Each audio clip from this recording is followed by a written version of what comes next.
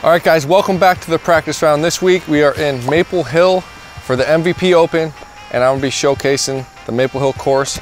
Let's get into it. Hole 1, we got this pond here, so that's obviously the staple signature of this hole. But we also kind of have, like, after the pond, you kind of have like a road, so that kind of separates the right and left side of the fairway.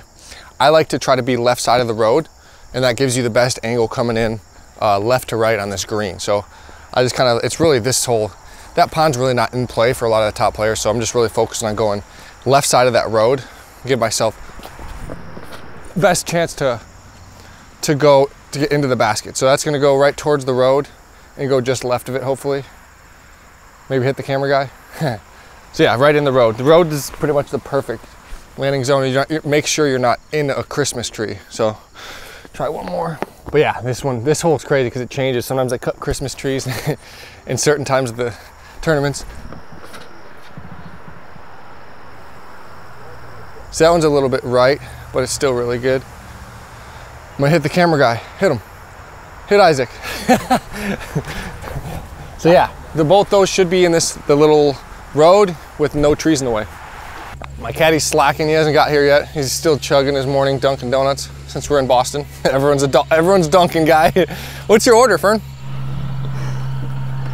He's laughing because I ordered an oatmeal latte. Yeah, this morning it was too early. I'm like, dude, get me an oat milk latte. He's like, yeah, I'll take a large vanilla oatmeal latte. I'm like, dude, oat milk, not oatmeal. Oh, that's funny. Anyways, we got a harp shot here. I'm just kidding. But no, we're on the left side. As you can see, this is a kind of road. So I don't even mind being in the trees, because that means you just have a wider open gap here. But I'm just gonna throw like a standstill harp from here as I'm in the wide open. But a lot of these trees on the left-hand side aren't big enough to really get in your way. So that's a perfect shot, pretty much.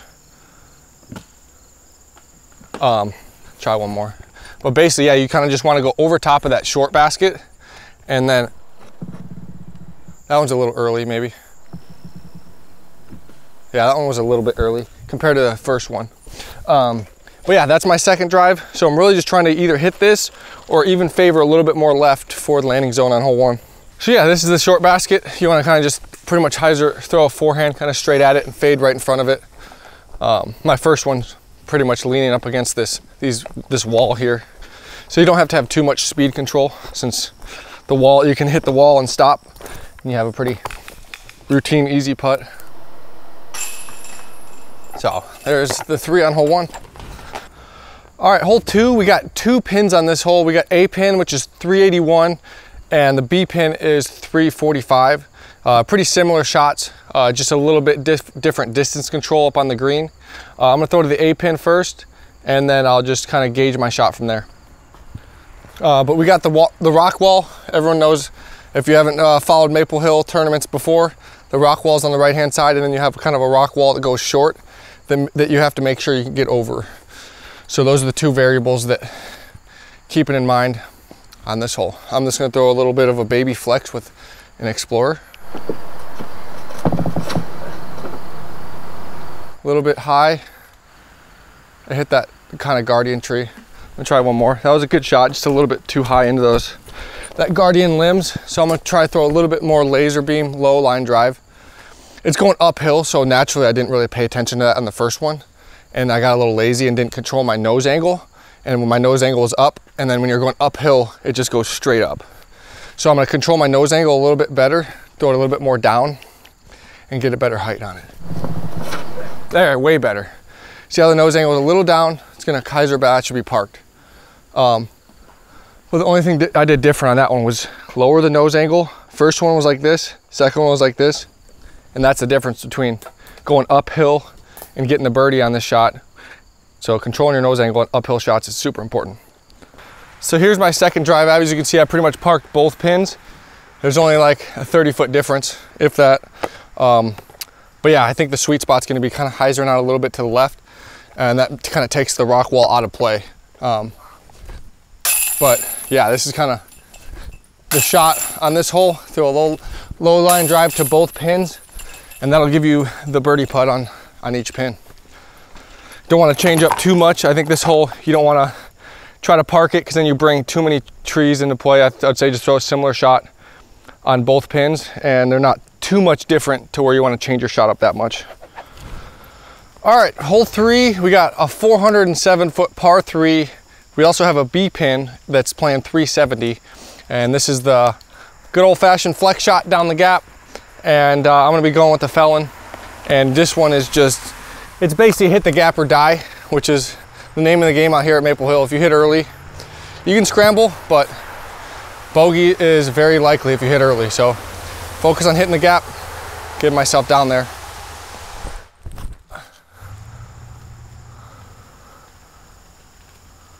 Oh, hit one of the last trees. I'm gonna try one more. Try to throw a little bit harder. You're going uphill more than you think, so the 400 is gonna play a little bit further. So I gotta throw it harder than I think. There we go, that's money. Yeah, way better. Do that a little bit harder than the first one. I'm gonna throw, oh, Fern's gonna tap in for his Explorer shot. Rick meant to say he was throwing Explorer on this hole. So let's see what the Explorer does for him, okay? Oh my, the caddy tip here. Yesterday I threw the Explorer and parked it, so he thinks this is the shot, which it very well could be. See, it's not the shot. Oh, it is. Oh, looks like it's not the shot. You wanted that shot to work out so bad. This is kind of where I threw my first one. A little bit, I hit one of these guardian trees and kind of dropped here, but as you can see, there's the short pin, there's the long pin. Really the biggest difference is the short pin, you kind of want to keep an ante holding the entire way and kind of slide up there. Whereas the long pin, you want to kind of throw a flex shot with a little bit more overstable disc, like a Felon. That's going to kind of come back and then skip straight on this kind of side slope. So if you turn too much, it's just going to want to keep going to the right on this hill. And that's kind of why I go Felon to the long one and probably an Explorer to that one. So throw an upshot there and then throw an upshot there. Just kind of get a feel for the basket and how far it's playing from that spot. All right, so here's my Felon shot. It's probably one of the better of the couple that I did throw.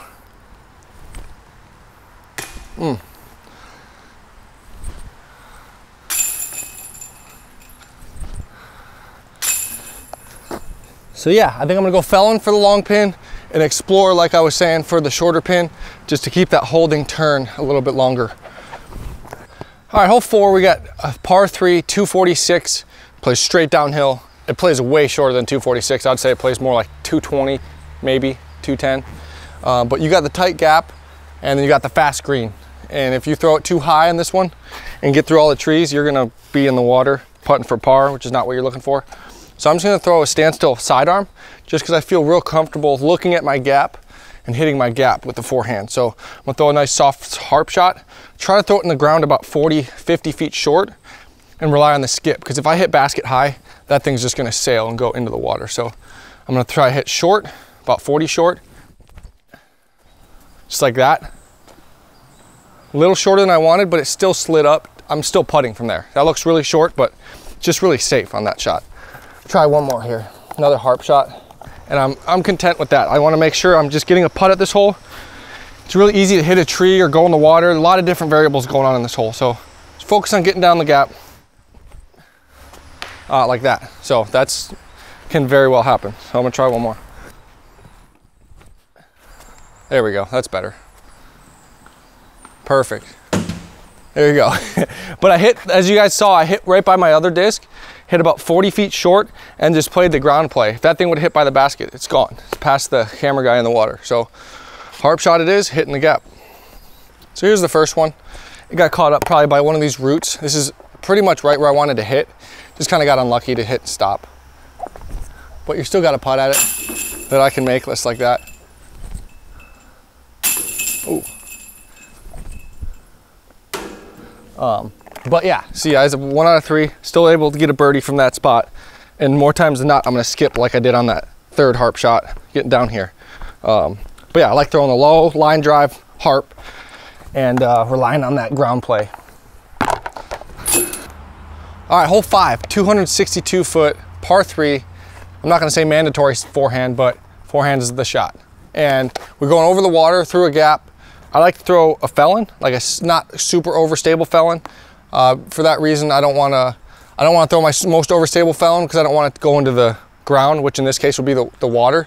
I want it to go out, glide over the water, glide, and have a nice finish to the right. I don't want to finish down. I want to finish gliding to the safe area. So that's why I'm not throwing my most overstable felon. I'm just throwing a little bit glidey felon with a little more hyzer so it can glide over the water instead of spiking at the end. So just like that. That's pretty much exactly what I'm going for. See how it kind of like glided? That's kind of how I want. If I throw my other felon, the glimmer felon, it's just gonna wanna go to the ground. Or if you guys are throwing super overstable discs, and that's the reason why you'll see a lot of people on this hole not throwing their most overstable and just relying on the release angle to get the glide. So, perfect. That's exactly what I'm looking for on this. So my felons were both probably 20 feet away. Really good shots on this hole. This hole gets really tough in the wind. So just kind of tapping in for the birdie right now. But yeah, it's all about the drive on this one. Getting yourself that look at birdie. A lot of times you have a nice big headwind. So you got to clutch up on the putt, because if you miss it, you're going to be taking a 4 going in the water. But we do have some out of bounds over here. I just recognized my first time going through the course, and they added that from last year, so it makes it a little bit more challenging. You want to favor the short side of the green. Make sure you're not bringing in the long OB into play. All right, now we got hole 6, par 3, 390 feet through a tight tunnel. We got a rock wall to the right. We got a lake to the left. And this hole is tough because if you get a tree kick, they like to filter left and right OB. So that's what makes it super tough. Not necessarily that you're gonna throw over the rock wall, but it's just if you get a little tree kick here or there, it can bring in bogey or even double bogey real quick. So you just gotta do everything you can to try to focus on hitting this gap, getting down there somewhere and giving yourself a look. This is not a hole where people are expecting to get inside the circle every time. If I get inside circle 2 every time in this hole, I'm really happy with that. So I'm kind of trying to go down that left gap where you see that camera guy, Isaac, and I'm just trying to flex a felon right down there. Just exactly like that. Don't hit that tree. Oh, it's all right. See, that's in that gap. That's actually got a putt, so I'm not super disappointed with that. So let me try one more here. Try a criminal, something a little bit faster, and try to flex it a little bit more. See how that goes. There we go, that's pretty good. It's gonna skip straight, hopefully. We skipped up. See, that might actually skipped over the wall, but I wanna get like a more of a straight skip. That's kind of the shot I want. I just kind of got a bad ground reaction. But I'm gonna putt from that first one, and that'll give me a look for birdie. I bet you everyone's wondering about this cart, huh? Yeah. Any updates on those? Or? Yeah, we're gonna release a limited amount of them. What, in the next month or so? 2 months? Just in time for Christmas, guys. So be on the lookout from BD. They'll be available directly from dynamicdisc.com. So make sure that you're on the lookout for these bad boys coming soon. Lots of features. We got I call it the couch. We got the couch cushion. You can turn your cart into a couch. You can turn it into a great storage container for tons of discs. I practice, as you can see, I carry tons of discs. So I carry like 50 discs completely comfortably. Lots of minis, my cell phone, snacks, my vitamins. This thing holds it all. I love it, and it allows me to practice with the amount of discs and the amount of gear I need to perform at my best. Now we got my drive. This is a very tricky putt here. As you can see, I kind of got to go through that tree and then kind of hyzer back at the end, but let's see if we can't make a long, fun putt here. Oh, it's a tricky putt. I left myself really tough, and as you can see, this green is very tricky. If you're not in the right spot, you're almost just pitching up for a par. Oh, but yeah, I mean, par is not the worst score on this hole. As you can see, I had no look at the basket. If I go an extra 15 feet and slide up here, I have a wide open putt. So distance control, angle control, super important out here at hole 6, out here at Maple Hill in general. All right, hole 7, we got a 404 foot par 3, straight down the tunnel. Similar shot, longer tee pad, and we got a basket next to a slope where if you go right of the basket, you're running off far down to the right-hand side of the basket. I'm just gonna try to throw a nice straight fairway driver down this hallway, kind of hit on the road, and just try to get a nice straight skip. These trees on the right-hand side, if you pull a drive at all, looks like you're gonna go right in the pond. So yeah, that's definitely a trickier change on this hole.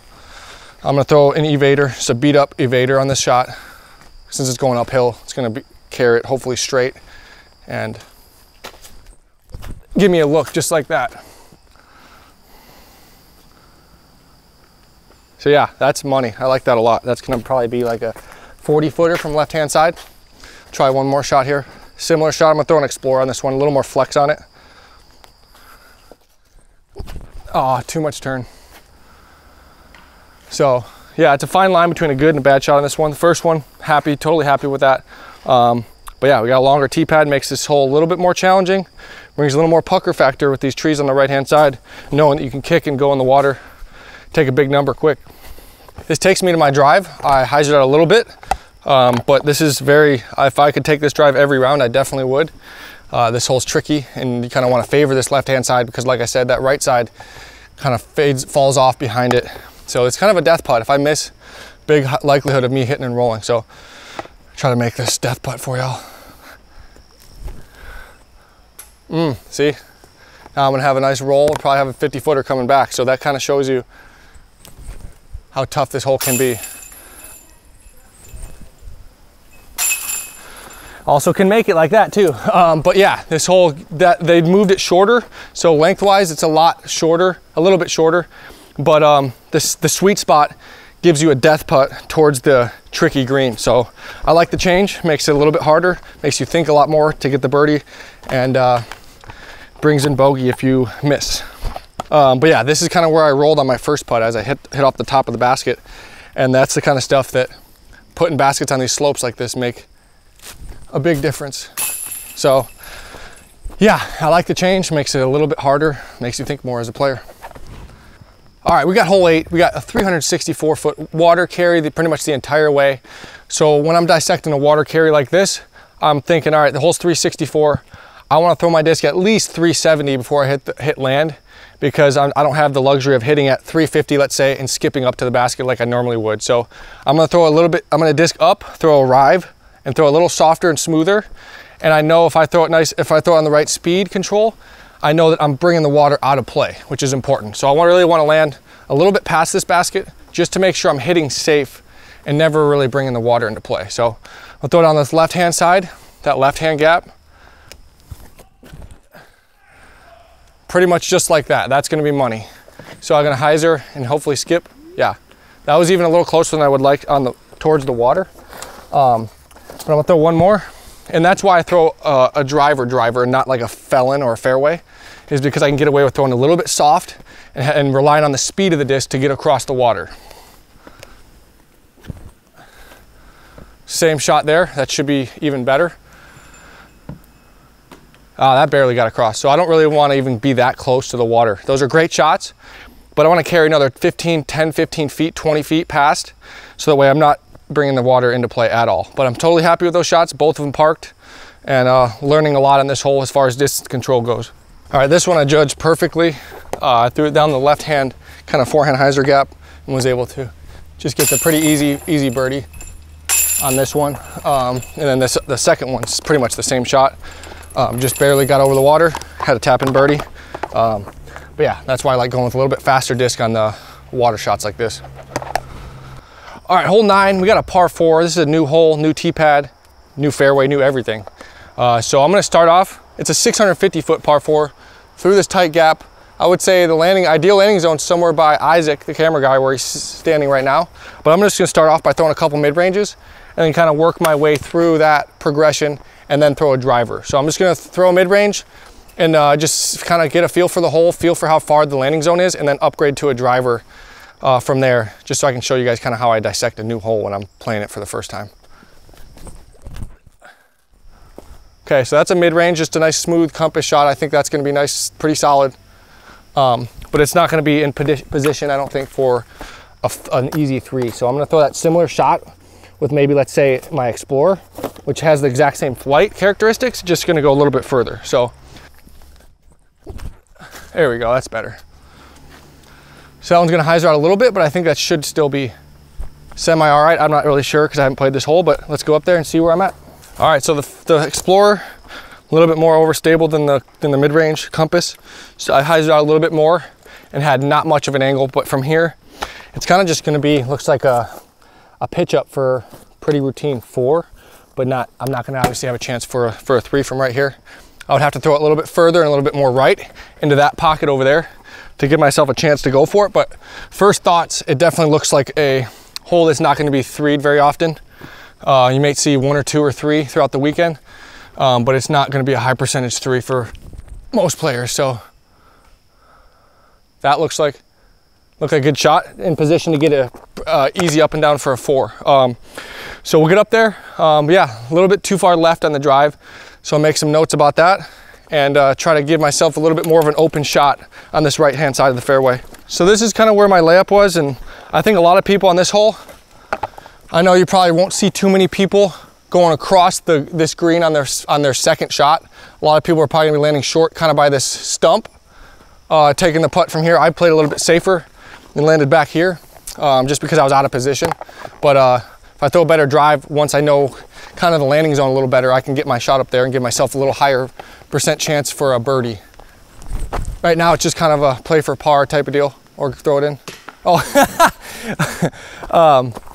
but yeah, so it's a lot more challenging than the previous hole. Really hard to get in position. In the second shot, you're throwing blind down a hill with OB everywhere. Just lots of tough variables. Like I said, you may only see 5 or 6 birdies on this hole per round, if that. All right, guys, thank you for watching the front 9 out here at Maple Hill. I'm excited to get into the back 9.